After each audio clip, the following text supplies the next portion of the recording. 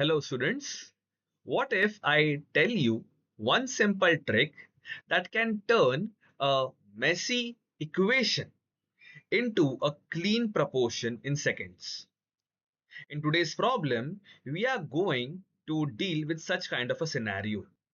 Here we are given that 2 by m is equal to 1 by n plus 1 by p, and also a second condition has been given. And ultimately, we need to prove that L, N, M, and P are in proportion.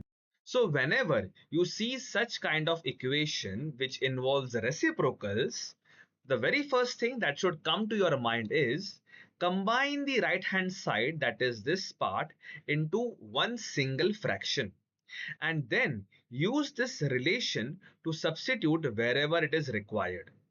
Thus, ultimately, we are trying to obtain this particular ratio.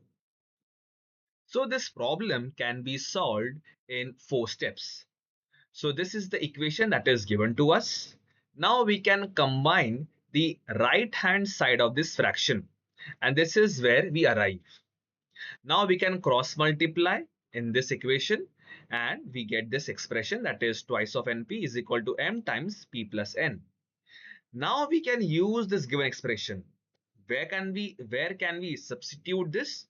So let's say in this twice of np, you have this term twice of n, this twice of n, and this twice of n can be replaced by L plus n.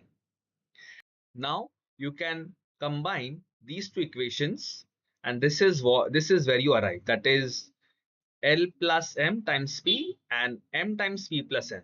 These both are same. Now mp is common in both the sides, so you can cancel it out.